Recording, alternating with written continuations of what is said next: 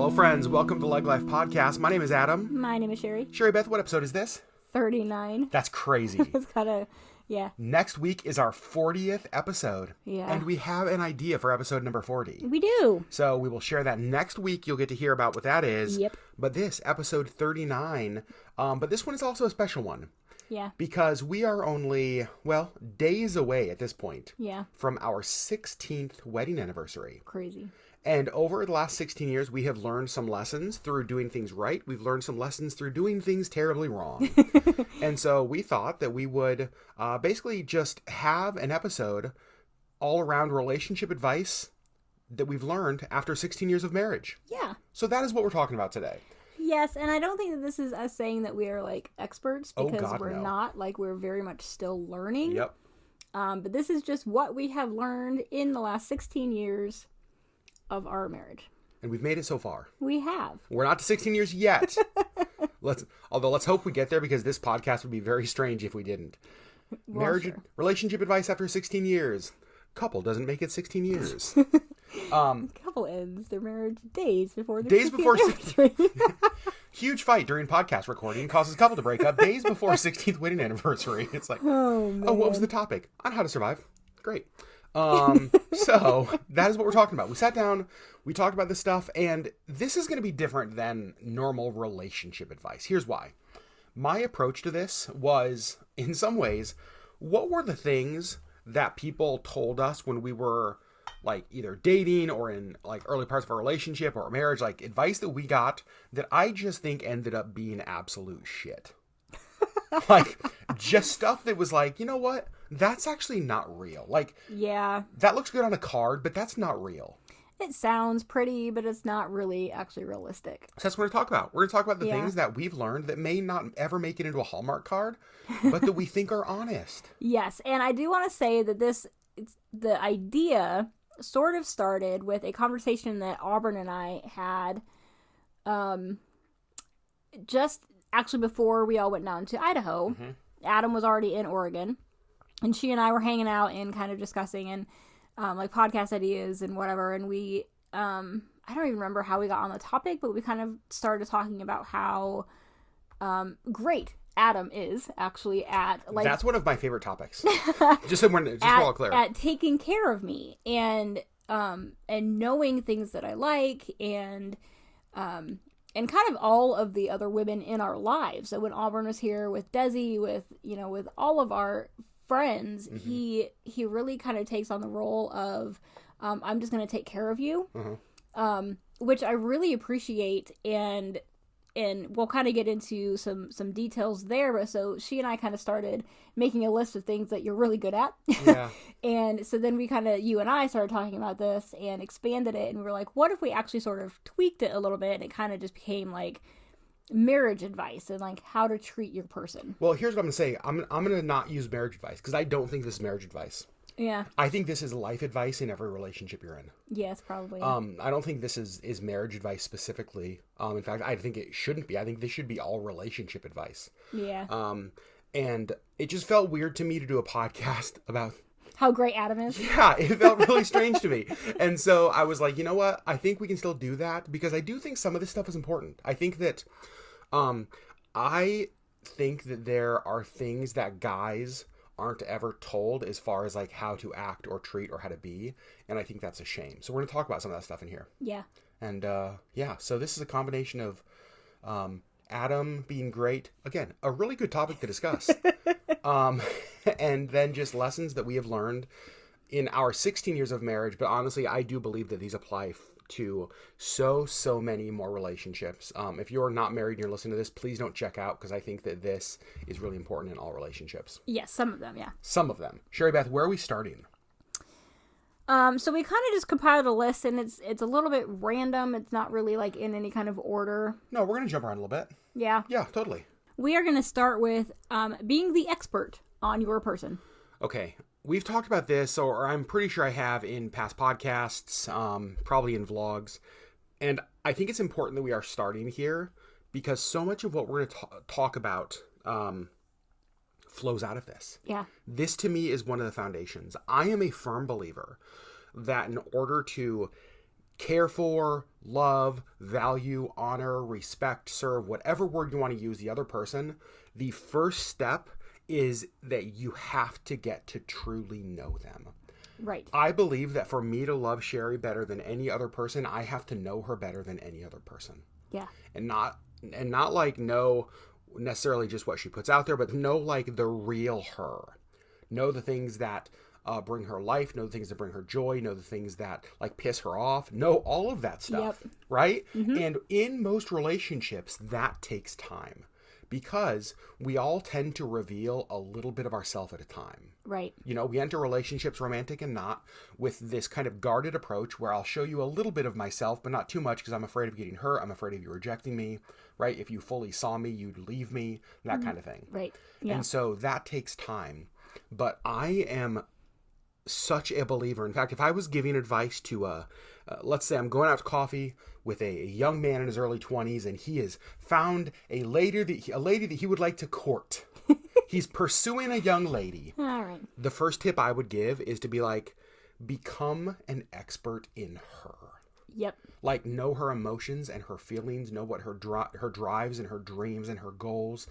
Like, know what fills her heart and know what breaks her heart. Yep. Become an expert in her. Because one of the things you do if you don't do that is you just try to figure it out, right? It's like, well, I just buy you roses because that's what guys are supposed to do, not knowing that she hates getting flowers. Or you do things that you would enjoy. That's the thing. Or love. Or you That's avoid right. things that you don't like. When, you know, for the other person, it might just be the exact opposite. They might really hate the things that you love, and they might really love the things that you hate. So it's really getting to know that person. Well, and this is one of the reasons when we did, I think it was in May, we did that whole month of podcast on relationships. It's why we focused so much on things like Enneagram and things like love languages. Yeah. Because that's part of getting to know the other person, is understanding them in all of those ways. Yep. Right? How do they receive things? How do they take things? How do they, all of that. And so to me, one of the advice I would give in any relationship is get to know that person.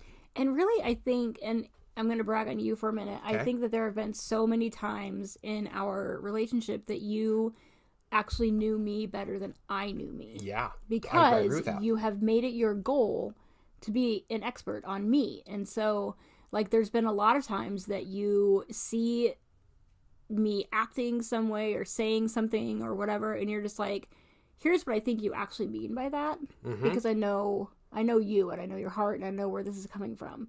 And so, and like a lot of times I'm just like, oh, no, that's right. That makes sense. Like Yeah. I didn't actually realize that about myself. But, so you are really good at that, I think. Well, thank you. And I do try to be, and this is why I'm going to give you another example of why I don't think this is just for like marriage relationships. And this might seem like a small one, but I really like, and this goes back to some of who I am as a person, I really like when the people that I'm with feel seen and valued and known and honored. Like I love that. That brings me life. Mm-hmm. And so it's little things like our friend Desi, she hates drinking out of a cup. Desi hates germs. Right. And so somebody brings her a glass of water or a soda, whatever she ordered, and there's not a straw. I instantly know, like I watch for this when we go out. If the server doesn't bring Desi a straw, like I'm instantly like, I gotta get the server. Like I gotta get Desi a straw. I gotta get Desi a straw. Because like I know that about Desi. Now here's the thing. I know that Desi can get her own freaking straw. Right. Right? She's an amazing, independent, like strong woman. Like she can get her own straw. But it's not about the fact that she can't do that. It's about the fact that like I want her to feel seen and known and you know what I mean? Yep. All of that. And so it's little things. It's not always just like big things, but as you get to know the people around you, you can look for those ways. Because when Desi gets a sweet tea delivered to our table and there's no straw and I grab the server before she even has the chance, I'm like, hey, could we get a straw? Like Desi feels seen. Right. And that's like, I think that's important. I don't think we do that enough for the people in our lives. Yep. Too often we're going through our life asking like if they see me rather than like looking for ways to see them, help them feel seen. Yep. So we approach it too often with, I think, like a selfish intent rather than this genuine, like, how can I serve the other person? So I believe that the foundation of all of this stuff is the importance of knowing the person. Yes. And then I think that leads into our next point. Proactively looking for ways to spoil or love that person. So huge. And I think that like Desi and her straws, I think that's a great example of this. So we know these things about Desi, and so you are proactively making sure that she has a straw. Yeah. And if she doesn't, you're going to catch the server immediately. And you're not going to wait for Desi to sit there for the whole meal and not drink her sweet tea because she doesn't have a straw. No, God, no. And it's like, I know that you and Auburn struggle to get going with your day without coffee. Correct. Right? And so, like, What? Surprise. But it's like, here's the thing. You guys know how to make coffee. Yeah. It's not about your inability to make coffee. It's about what I want is for you to feel like seen and valued in that. And so it's like, what do? Get the freaking coffee. Right.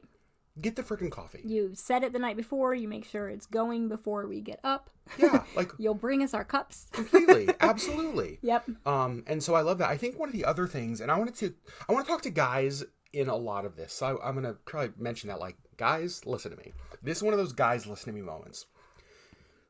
There is sort of this stereotype about, if you go to the store on Valentine's Day, go to the card aisle and the flower aisle, and it's like 90% men. Right. It's the guys that are like, oh, crap. Right? Or like, I've seen so many guys like panicking in the card section looking at anniversary cards. And I know exactly what's going on. Right. So I think one of the reasons that guys have that bad rap, that we kind of have that image that is bad for us, is that we aren't intentional about being proactive about those kind of things. Yeah. So in the moment, it's difficult to find something, or it can be difficult to find something that feels meaningful and thoughtful. And so what happens is you buy something that just feels kind of token. Right. Right? It's like, oh, I got you a dozen roses and a Valentine's Day card from the grocery store that's 2 minutes from our house on Valentine's Day because I literally forgot until 20 minutes ago.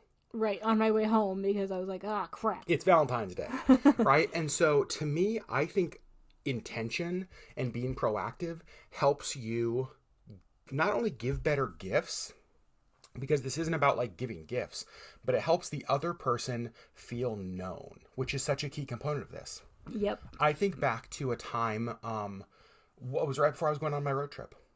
I was going to be gone for a couple of weeks, and I knew that was the longest Sherry and I had been apart for a while. I used to travel a lot for work, and we were apart for longer than that before. Yeah. But it had been a while. And I knew that Sherry doesn't love when I'm away. Like, you like it for a while because it's quiet and you get to read. I like it like for like 2 or 3 days. But then just you're because kind I of... like the quiet. But I actually love you. Thanks. And I like having you near. You're also not bad. Thanks. You're not bad. And so really it's like kind of that 3-day mark, and I'm just like, okay, I'm ready for Adam to be home. And I know that about her because we've talked about this. Mm-hmm. And so before my trip, I started thinking, what are ways, even in my absence, I can help Sherry feel loved? Right? Knowing that was a big deal. And I also know that one of, or 2 of Sherry's love languages are like words of affirmation and gifts. Yeah. And so I was like, well, what if at first I was like, maybe I have like flowers delivered to her work every day. But flowers can feel, I don't know, I'm going to just say this. I think flowers are overrated. I'm just going to say it. Yeah, I like them occasionally, but they do die.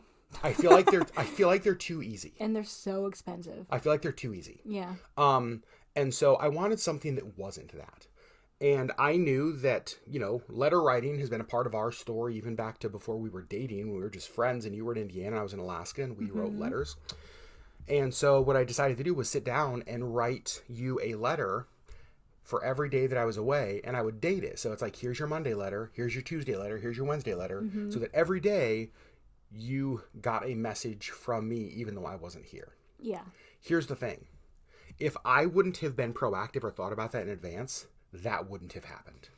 Right. Right? If it was like, oh man, I have to leave the airport in 20 minutes, I didn't think of anything, that's when I would have just gone online and been like, all right, FTD, flowers every day to work. You know what I mean? Or slap a sticky note on the fridge and, hey, I love you. Totally. Something like that. Yeah. But it took time and it took intention. And I think the other thing, and I don't know on the list if we're going to touch on this later, is I think that it takes a little bit of like sacrifice. I think that I think that it takes not asking the question, oh, what's it going to cost me in time? Like, do I have the time to do this? Do I have the energy to do this? Do I have it doesn't matter because it's not about you. Right. It's about the other person. Right. I don't care if I don't have the time. I will be late to something else. I will not do something else to make this happen because it's that worth it. Right. And so it doesn't matter if it's an inconvenience to me. The payoff is so much better.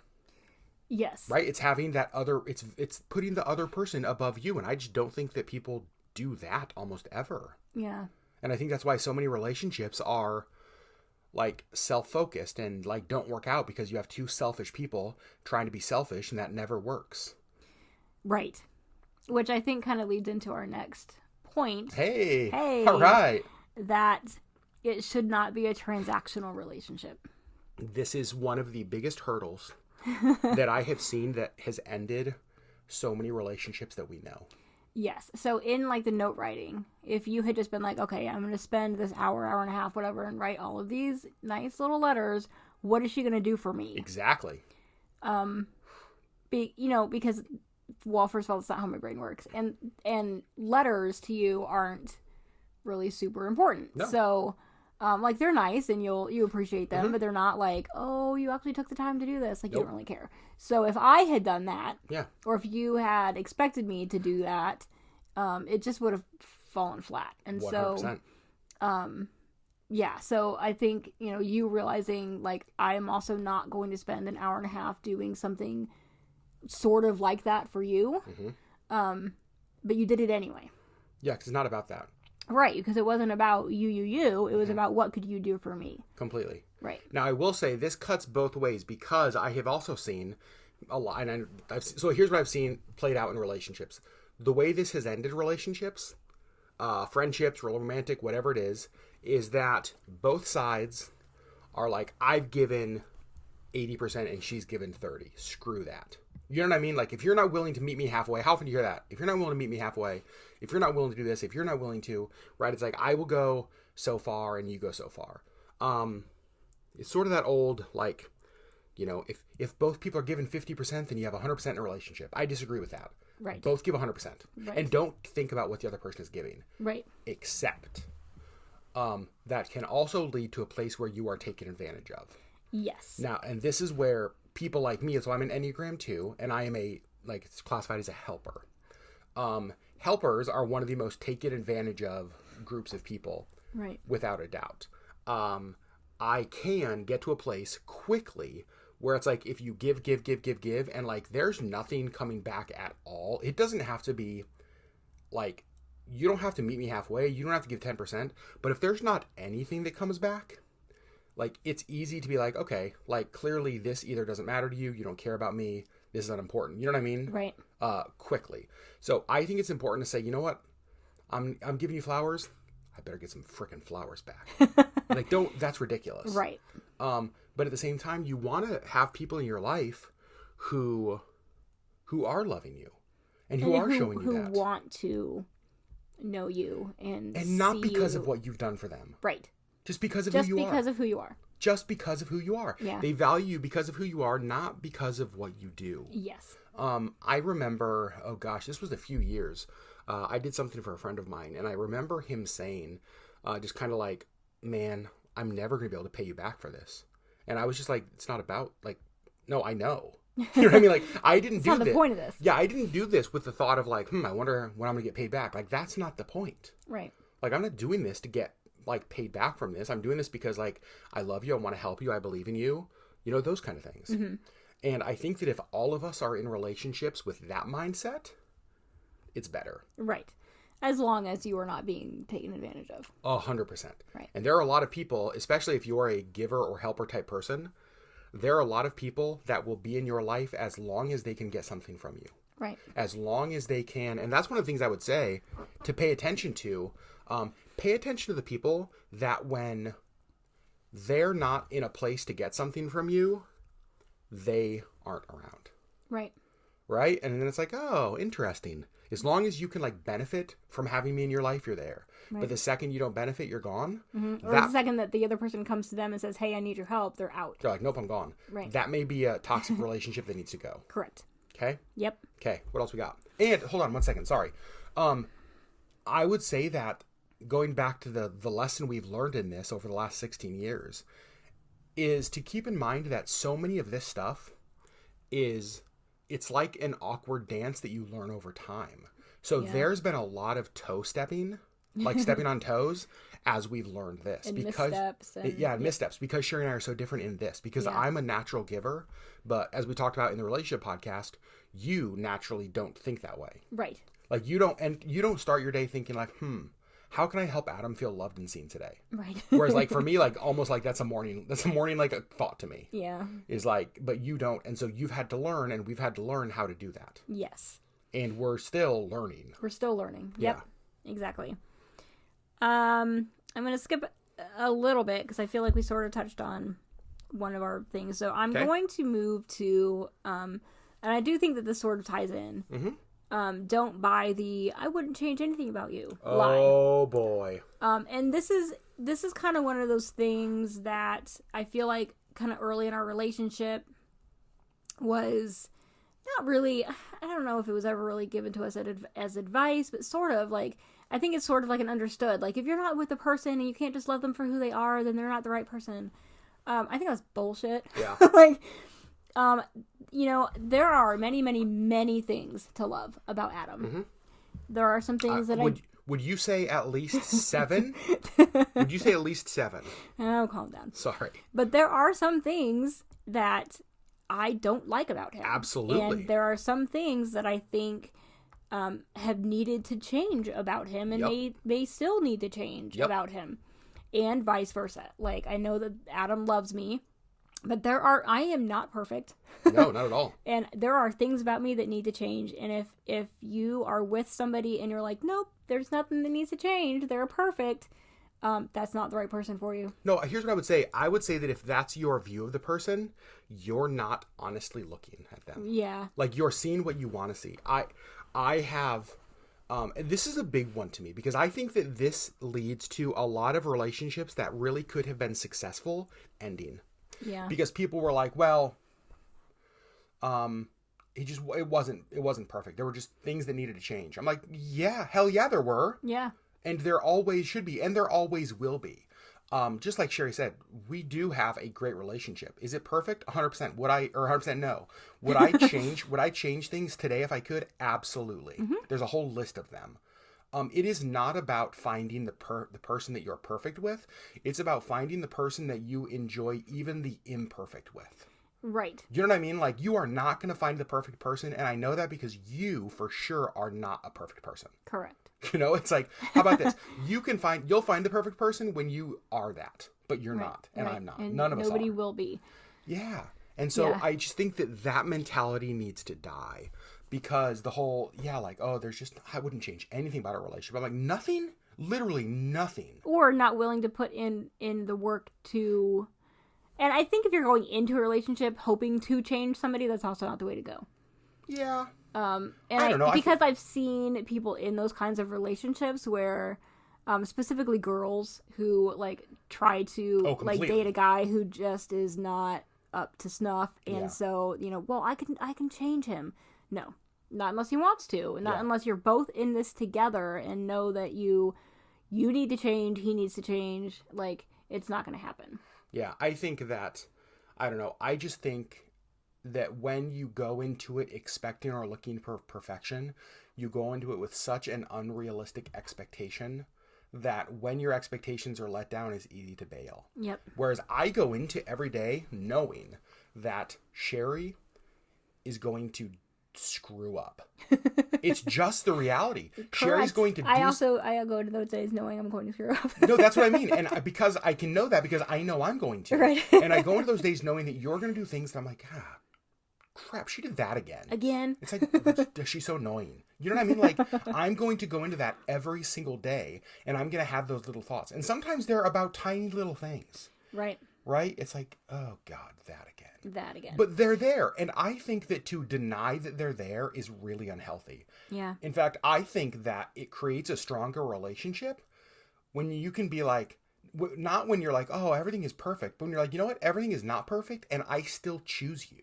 Right. That's far more like, impressive. Yes. Like, if you're together when it's that whole, like, the strongest boat isn't the one that sails on safe seas, right? It's the one that, like, goes through storms. It's the one that can survive whatever. Right. That, to me, is where, like, strength and trust and, like, the strength of relationship happens, is when you can say, you know what? Even though there are things that I wish were different, I'm not going away. Right. You can't get rid of me. Like, I'm still here, even though I think at times you're really annoying. Yeah. And even though at times I'm really annoying to you, and you wish that I didn't do this, and I wish you didn't do that. But we're going to do this. Yeah. That's better. I and agree. It's more honest. Yes, it is. And I think that it makes us stronger. Yes. 100%. And I think that it's not, again, this is not just romantic relationships. Yeah. I have friends in my life that there are things about them that absolutely drive me crazy and that I think they're unhealthy and that I think all of that kind of stuff. You know what I say? When I see those things, my life is better because this person is in it. And I'm going to make the choice to, like, see them and know them and pursue them and love them despite the things that I see are broken, because I promise you there are things in me that they see are broken as well. Right. Relationships, whether it's romantic or friendships, are choosing to see the broken, but not choosing to only see the broken. Choosing to see what is beautiful about that person, not despite what is broken. Right. And still to be together. Yeah. Sorry. I'm sorry. Rant done? Ranted a little bit. Okay. All right. Well, I'm going to... You know what? No, not rant a little bit. Oh, no. Sorry. I want to talk to the guys for a second. Because sometimes guys can fall into this trap because we've been raised in a world, and this is probably true for women as well, but that's not my experience. What? I've only ever been a guy. Sometimes guys have this picture in their head of what wife or girlfriend or fiance should be. And that is a picture that sometimes has been created not in the healthiest way. Yes. It is a picture that has been created because of, like, what your relationship with your mom was like, both good and bad, what you saw at home, what you saw growing up, what you watched on television, what you saw happen in your friend groups, what you have, right? And so a lot of guys have this unrealistic and unhealthy picture of what a relationship should be. And then one of two things happen. They get into the relationship, reality hits, and they realize, oh, it's not like that at all. And they do one of two things. They either bail or they become domineering assholes and they pressure the woman to become what they think she's supposed to be, even though what he thinks she's supposed to be never was realistic in the first place. Right. They force her to become what their image of girlfriend, wife, fiance, whatever is. Mm-hmm. Stop it. Yes. You're being an asshole. Yes. Like, be a man. That's not what guys do. Admit that, oh, maybe what I thought about romantic relationships was wrong. Maybe it was influenced by things that were not healthy, not realistic, not accurate, not any of that kind of stuff. Right. Sorry. I just needed to say that because I think about... so I'll even be a little graphic, not necessarily graphic here, but in the industry I work in, there's so much written about what pornography has done to the way young men view sex and the way they approach their relationships with young girls. You have a whole generation of young men who are now approaching their very first girlfriend as if she should be and perform as a porn star does, because their experience has been porn since they were 6, 7, 8, 9, 10, 11 years old. Right. And so they have their first sexual encounter, and this girl they're with, they think she's supposed to do all of this stuff in all of the way that I've seen for my whole life. It's not realistic. It's not healthy. Stop. Right. Stop. Admit that your expectations are unhealthy, are wrong, and you need to change, not her. Right. Yes. Sorry. We can...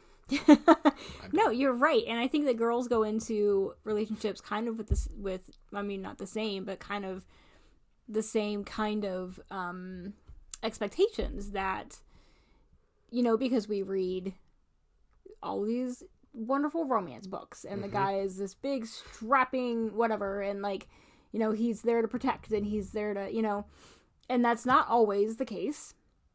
And it's I think that everybody kind of goes into relationships with unrealistic expectations, and so I think everybody just needs to lay all expectations aside. And if you're getting your expectations of what a relationship is from the media or from movies or books or whatever, it's probably wrong. Yeah. And just go into it knowing that, like, it will be different because you're dealing with real, actual people. Well, and I think this goes back to our very first point. This is why it's so important to know the other person. Right. Because when I go into a day or a relationship saying, like, how best can I serve that other person? That's different than going into this saying, I sure hope this person lives up to my expectations today. Right. You know what I mean? Because they won't. Because they won't. Right. But if you go into the day saying, like, all right, what is a way that I can make this person feel seen today? What is a way that I can make this person feel known today? What is a way? That's different. Yes, it is. Okay. What do we got next, Sherry? Picking your battles. I'll try to not go on a rant. Oh, I'm definitely going on a rant. Yeah. So I was going to kind of lead into this. This is such a good one. I know. So kind of, touching back on there are things about the other person that need to change, that you want to change, that just annoy you.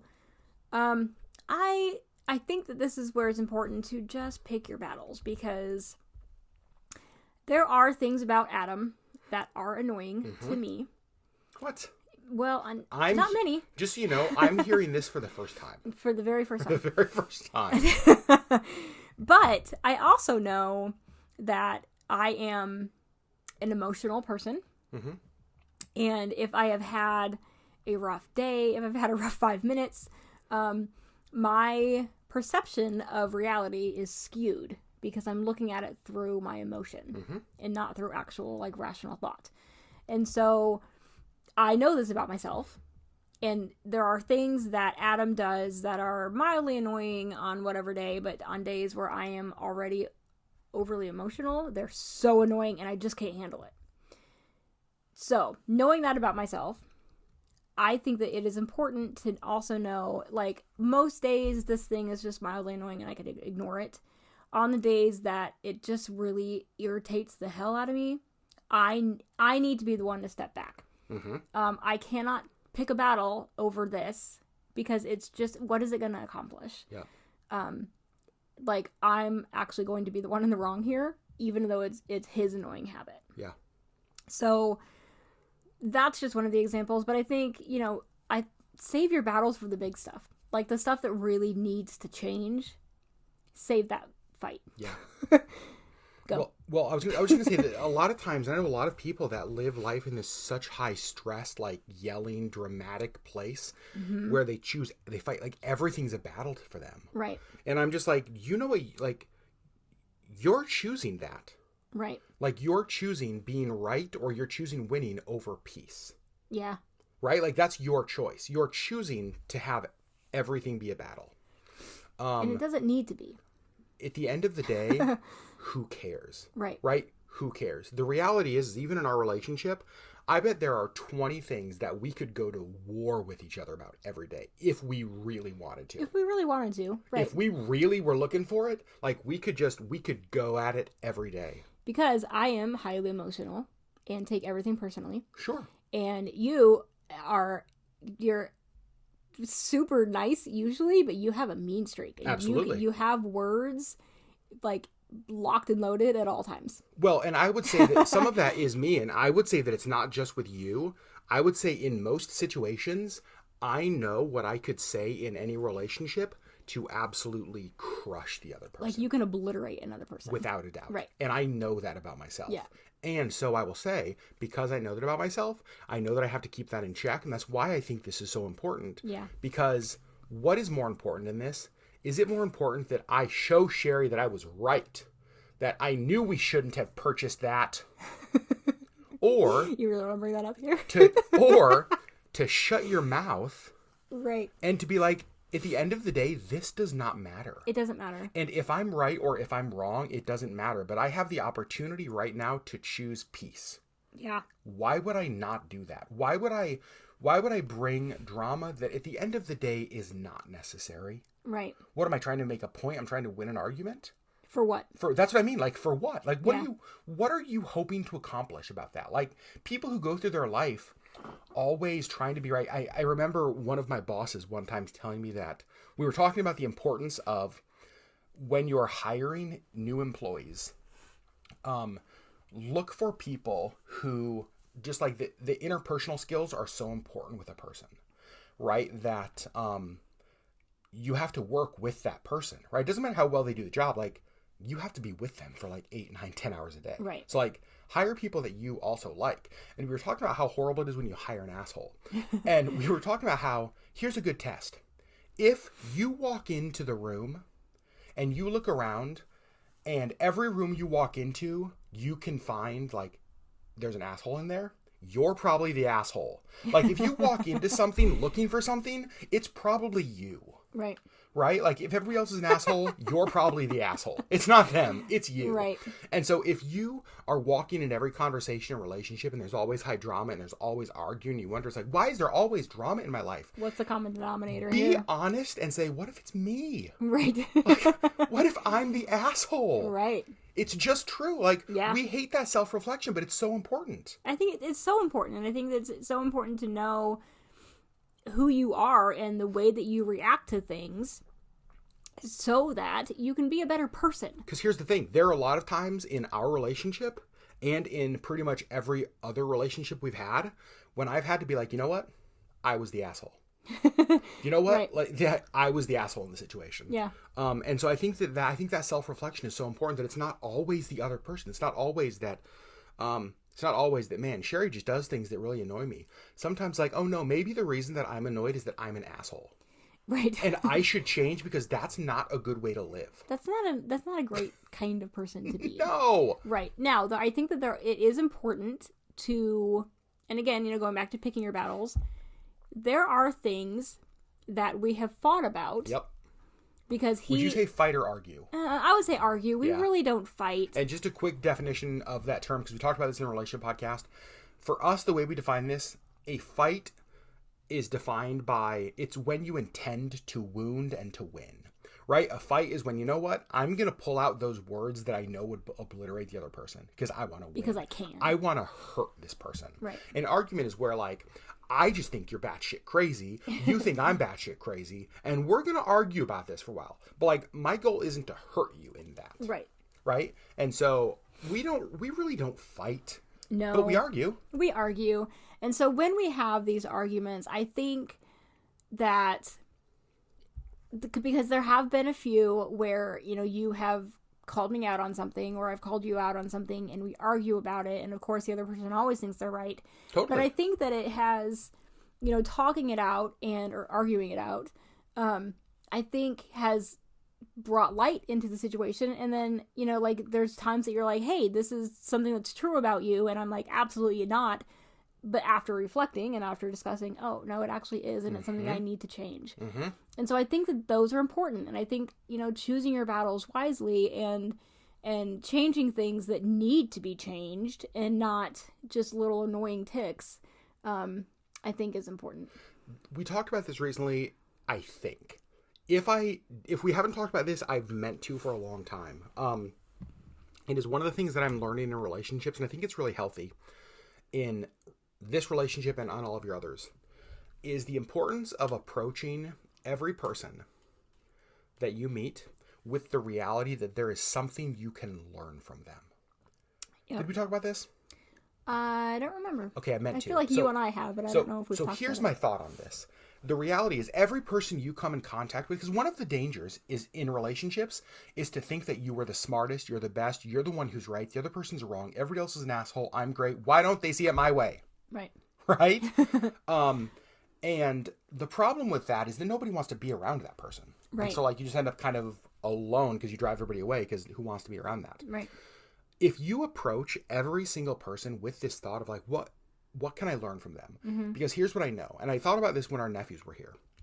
Even our nephews, there are things that I can learn from them. Yeah. Now, it may be about Pokemon. It may be about Fortnite. But there is an area that every person you talk to is smarter than you. Yeah. If you don't believe that, I would say check yourself. Right? Correct. Like look in a mirror, because I think that your perception of yourself is probably too high. If you believe that every person you come in contact with, you are genuinely smarter than in about everything, you may be, here's the thing, you may be much smarter than I am about 95% of things. Right. But there's still 5%. Right. Right? You know something more than this other person. You want to talk about the 1990 Seattle Mariners? right? You know what I mean? It's like there is something that you can learn from me. Yeah. And there's something I can learn from you. And there's something that I can learn from Desi and from Auburn and from Ben and from Amanda and from all of these people in my life. And if I'm entering those relationships saying, like, what are the things that I can learn? How can I become a better person because of those people in my life? That is different than going through just being like, look at all the assholes. Right. Because Right? you're probably Because you're probably it. You're probably it. Yeah. Gosh. Yep. Sorry, Sherry. Also, You got your little hackles raised on this podcast. This is the most swears we've ever had in a LeggLife podcast. You're a big fan of the word asshole in this one. Well, I am a big fan of that word. Well, sure. It happens. Okay, so we're gonna move on. Okay, fine. And I don't know if this ties into anything, We'll make it but tie we're in. gonna talk about how unhealthy it is to attempt to have every need met through this other person. You guys, this is so important, and I think this may be the thing that we talk about that may have that people might disagree with the most. This is an unpopular opinion of ours, I think it is. but we've seen marriages fail because of it. I think it is so unhealthy to believe that Sherry can, should, or will meet all of my needs. Now, let me explain that. Emotional needs, relational needs, spiritual needs, psychological, whatever your needs are, right? These kind of things. Like, it is, if I put that pressure on Sherry and I'm like, all right, we're married, you're my wife, like, here's my list of needs, you better meet them. Right. When you don't, that creates bitterness and resentment because you let me down, you failed at what you were supposed to do. Right. I think that it is unfair. I think it sets you up to fail. I think it sets the relationship up to fail. And I think it sets me up for disappointment. Yes, absolutely. I think that it is so healthy to, when you think of the needs you have, to be realistic and say, you know what? There are just some things that, like, you are not going to be able to meet. Right. For whatever reason. And I think that, and then to figure out as a couple, as a friend, whatever it looks like, okay, so, like, how do we proceed with that? Right. You know, that there are times that my relational needs don't involve her. Like, I need to go out with, like, Ben, you know, or I need to go out with, like, Jason, or Jason and I need to go on, like, our mancation and go watch sports and stand-up comedy. Right. You know what I mean? Like, I need something relationally, or I need something emotionally that you can't give me. Right. And so my options are to demand you to meet those needs. Mm-hmm. Which I will fail at. Well, and which will lead to fights. Right. Or to say, oh, maybe every need wasn't designed to be met by one person. Right. I don't know. I think it's so dangerous. And we have seen, you guys, so many friends end marriages because of this. And I will say that we've seen it on both sides of the spectrum where... Explain that. So we have seen friends who demand that every need be met through their person. Yes. And they kind of have isolated themselves from all of their other friends, and then they don't know why their relationship is failing. And they have to do everything with that other person. I wouldn't even say have to do, I don't even think it's just having to do everything. I do think that's a part of it. But I think that it's also, I've seen the wearing down over time on both sides of a husband who's like, man, dude, my wife, like, needs everything or expects me to do all of this stuff or meet all of these needs. Mm-hmm. And especially relationally sometimes. Yeah. Because, like, there are things that Desi gives me in our relationship that Adam can never give me. There are times because she's a girl and she understands. There are times, and I think of, so our friends Gwen and Sue are good friends, and they tell a story about how there'll be times that Gwen starts talking about something with her husband Mark and kind of starts going down a path, and what Mark does instantly is call Sue and say, hey, could you come get Gwen? Because Mark knows that what Gwen needs in this situation, I can't give you. But Sue can. Right. I can't give you what you need right now, but you have a friend who can, and so, like, let's get you to her. Right. That's good. That's really good. I think that's really healthy. But then we've also had friends who kind of get zero of their needs met. Like, they have no interest together. They really, like, never spend time together. And then their marriage fails. And they're like, I don't know what happened. And I was like, I literally never saw you in the same room. It's like you guys worked together for the last 12 months. Of course it fell apart. Like, yeah. And so I think, like, obviously there are certain things that only Adam can fulfill in my life. But there are things that Adam cannot fulfill in my life. And shouldn't fulfill in my life. Yeah. And it's unhealthy to expect that of him. But I think that, yeah, I know that's probably an unpopular opinion to a lot of people, but the reality is that Sherry is a better and a healthier person when I give her the space, the freedom, the ability, the resources, whatever, to press into other relationships so that she knows that, here's the thing. If Sherry came to me tomorrow and was like, you know what, Desi and I really need a weekend at Disneyland alone. I'm feeling this. Here's what I've got going on. Like, all of this. Like, I really need this. I would just say, all right, go. Like, book the tickets and go. Make it happen. It's not even a question because I know that that's a need that you have. Right. Instead of me being like, oh, but I want to go to Disneyland. Why don't you just go with me? I'm your husband. What, I don't meet all your needs? No, you don't, and you're not frickin' designed to. Right. Stop. Stop. Yeah. And just people don't talk about that. And I think that I think sometimes, and I've seen this happen a number of times, you watch a person die slowly when they're in a relationship and they have this whole, like, group of needs that are not being met by the other person, but the other person, for whatever reason, won't allow them to have those needs met outside of them, but they're not meeting them. Right. You can watch that person die. Yeah, and we have. And we have a number of times. Yep. It is like a slow fade, and you just know it's like, man, the clock is ticking on this. Like, because if the clock is ticking, because you won't stick around forever. Right. So, yeah. Yep, which I think leads us into our next point. Oh, boy. That every person in any kind of relationship needs to have a dual identity. And here's what I mean by that. I don't mean that you need to be two-faced. No. Please don't be. Right. I think that this means, so I, as Sherry, am my own person. I have my own likes, I have my own friends, I have my own needs, I have whatever. The part of me that is Sherry and Adam is a different person. Yep. But still me. Yep. So, and I don't think that it's like a different personality. I think that it's just, you need to have these two beings. And so you need to be able to do things on your own and be an actual independent, like, person. But there's also this thing in any kind of relationship where you're in it together.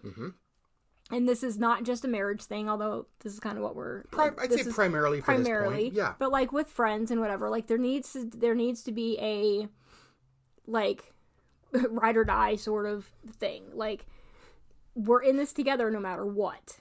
But I also need to be able to, like, be my own person. Yeah. I think that...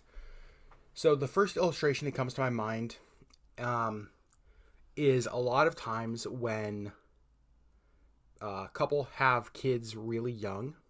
We've seen this. The identity becomes being mom and dad. And basically your identity as a person, or even your identity as a husband and wife, gets put very far in the back seat and not invested in at all. And we've seen a number of couples, I don't want to say names, where the kid moves out and the husband and wife look at each other and it's like, I don't even know who you are. Like, my identity is in being mom and dad, and now that there's not kids here, I don't know how to be married to you, so I'm out. Right. Like, Peace. So many. And it's not even just people we've known. Like, that's actually a statistic. Like, when parents are no longer parents, you know, a in day the in, kid day at out, home, yeah. Right? They don't know how to be. And they have no idea who this person is that they've been sleeping next to for the last 20 years. And so they just the marriage goes away, and because they just don't know how to be husband and wife. Because what happened is we wrapped our identity into this role. Right. And what happens is that's dangerous in every situation, because we can let our identity become wrapped up in any relationship.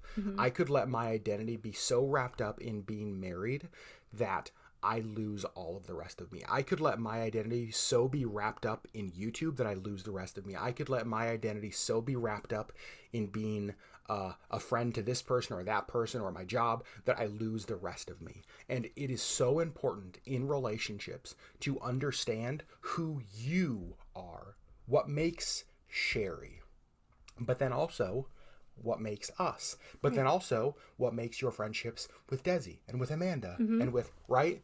To understand who you are in all of those different places. Outside of these other relationships. And here's my thought on that. You know what my job is?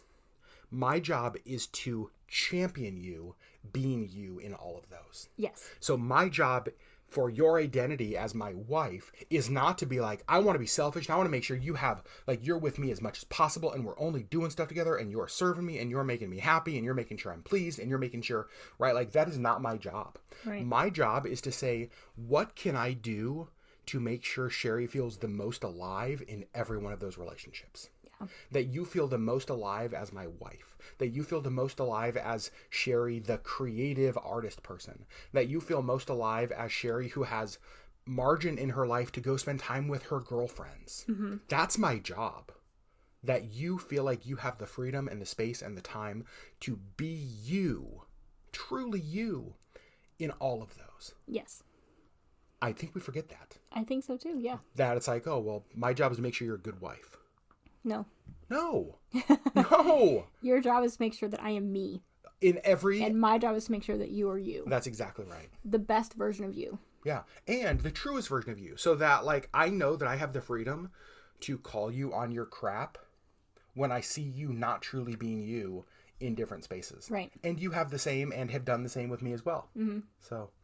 Yep. Oh, man. I'm sorry. You guys, I feel like I'm ranting so much in this. But here's the thing. I think it's so important, though. So many of these lessons, 16 years ago when we got married... We did not know. We didn't know. Right. And honestly, the reason I get worked up over this, and gosh, I even feel myself getting, like... Emotional? Man, I even feel myself getting emotional talking about this, is that... we have watched friends...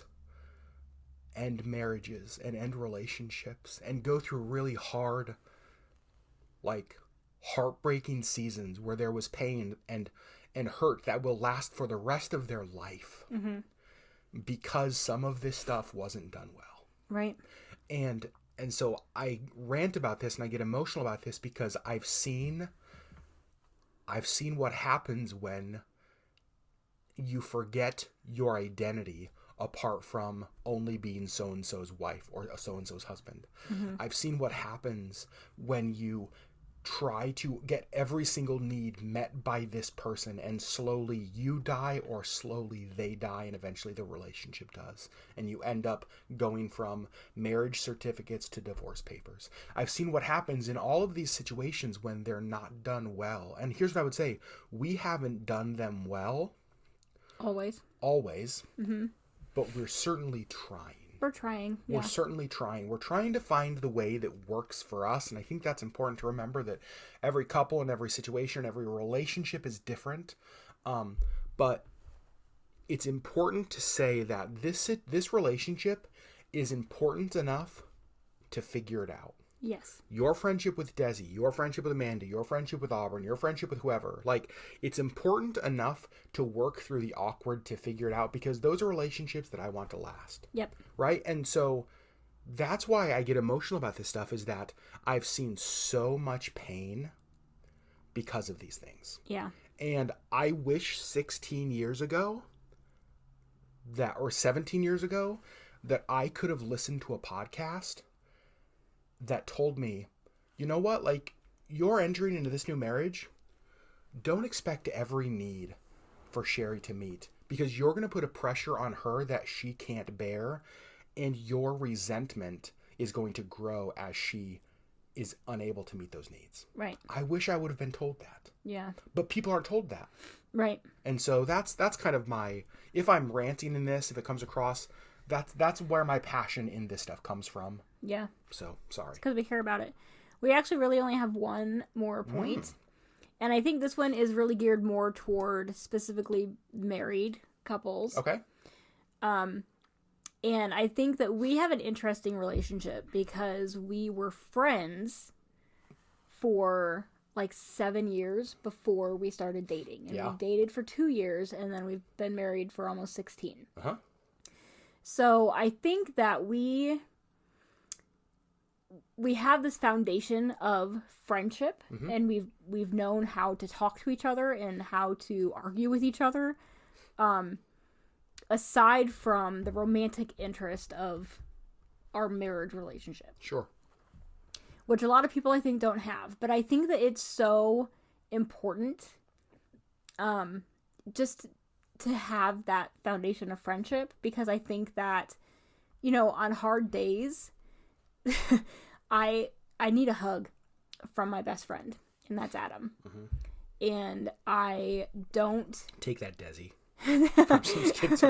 But like, you know, I don't necessarily, when I'm having a hard day, I don't necessarily need Adam to make out with me. Like, I might just need a hug. I might need somebody to sit down and chat with. Yeah. But on the flip side, there are days I just want to make out with you. I'm not sure that's true.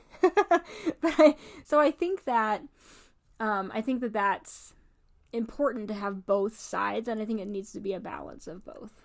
I think that the balance between friendship and romance, like romantic relationship and friendship, in a relationship can be a hard one because, a lot of times, especially in the early dating of a lot of relationships, you start dating to see if there could be something romantic there, right? So it starts with this romance, and things can sometimes progress so quickly that there's not this establishment of like, oh man, like we were friends first. And I think that when I think of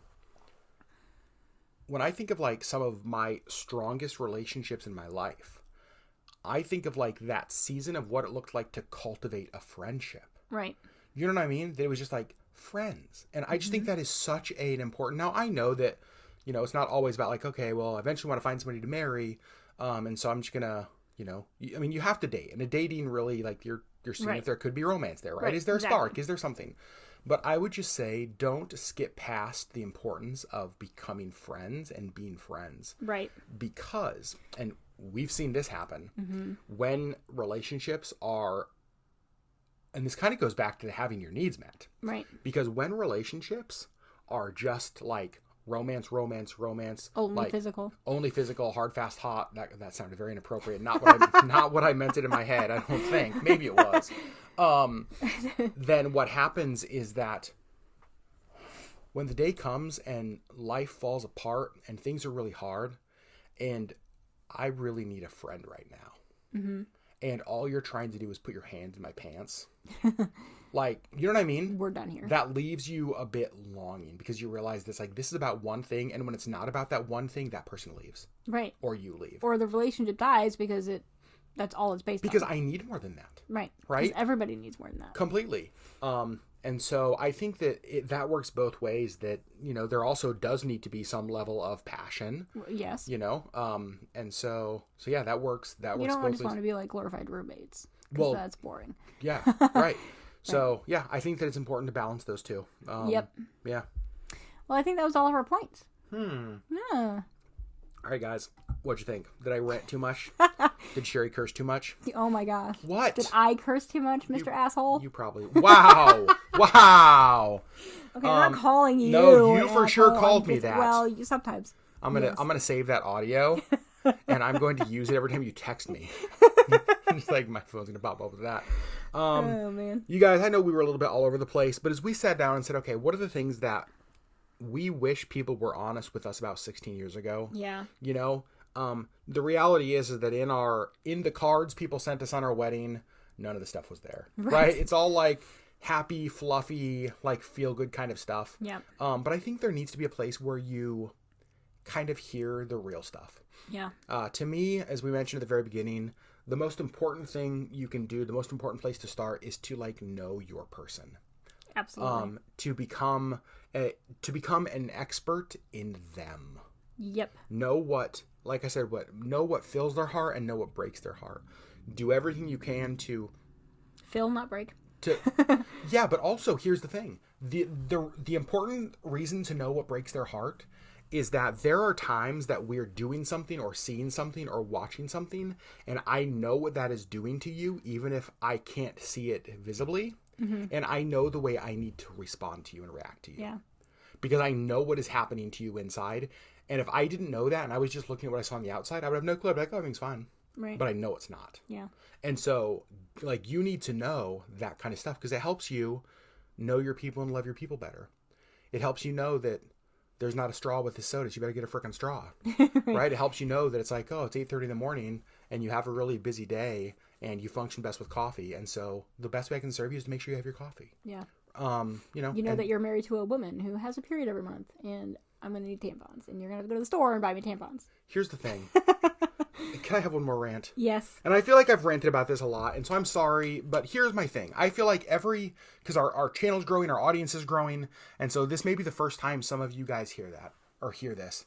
I believe that the person who buys tampons in the family should be the guy. The person who buys chocolate in the family should be the guy. The person who buys whatever, if it's a Diva cup, if it's pads, if it's whatever the frick she needs, Midol, it should be the guy. Go buy it. Because when you are a woman and you go to Walgreens or Target, wherever you buy your tampons, and you buy those, the person who looks at you thinks that you're actively bleeding. Well, we usually are. Well, you usually are. But it's like, you know what I mean? Like, there's an added layer when you go buy tampons than if I do.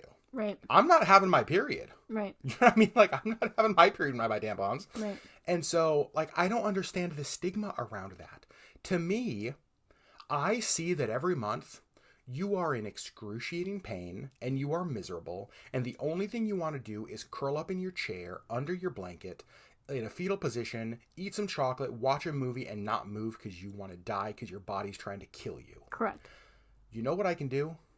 Not make you get up and put on pants and put on a bra and go to Target to buy your tampons. Correct. You stay in your chair, you be comfortable, I'm going to go buy these, and while I'm out, I'm also going to pick you up a McFlurry. Right. You know what I mean? Like, yep. Like do that. That's helping Sherry be seen and feel known and feel loved and be like, oh, thank God. And guys, don't be a pansy and not do this for your female friends either. No. Adam is so good about taking care of our female friends in this way as well. Oh, that's the thing is that there's no stigma to me around me going and buying tampons. It happens to every girl. That's what I mean. Right. Every girl in your life. And if you're disgusted by it, you're the problem. Every girl in your life is having this. And so I don't think there's for sure not. There's not a girl that's like in our life that if they texted and was like, could Adam go buy me tampons? I'm like, yes. And some chocolate. 100%. We were on, I think we've told the story before. We were on vacation in Florida. Mm-hmm. And was it you and Desi? Probably. We're synced up.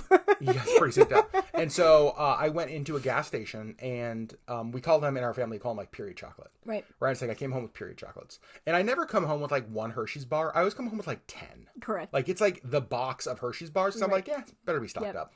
But you didn't say that's what you were stopping for. Like No. You knew that this was occurring. And so you're just like, I'm just going to run in here real quick. So we were just like, yeah, whatever. Okay. And he comes back out. Mm-hmm. With period chocolate. Of course I did. Why would I not? Because that's what we needed. It's what you needed. Yeah. So again, help people feel seen and feel known. Don't approach things in your relationships with how can the other person bring me the most pleasure? How can the other person bring me the most happiness? It's how can I bring the most pleasure? How can I make sure the other person is the most happy? How can I make sure the other person is the most seen and feels the most loved and feels the most, all of that kind of stuff. Yeah. Right? Do that. Yep. Don't be an asshole. Don't be an asshole. Don't be an asshole. That's what we should title it. If I could title the podcast that, I would. So friends, we love you guys. This is episode 39. I'll talk to Sherry about not cursing as much in the 40th episode next week. Yeah, sorry about that. We'll see if that happens. But you guys, we love you so much. Want to hear from you on this. Are there other tips that you have? Do you think that we are stupid for any of ours? Do you think that we are completely wrong? If so, let us know over in the comments. Sure. Search LeggLife Podcast on YouTube. Yep. And find this episode and post your comments over there. I want to hear from you guys. Yeah. So friends, we love you. Thanks for listening. 16 years of marriage. Yeah. Halfway Almost. to 32. All right. We'll see if we make it. With all this, the potty mouth you got. We'll Right? have to work I know. on that. Friends, we'll talk to you later. Bye.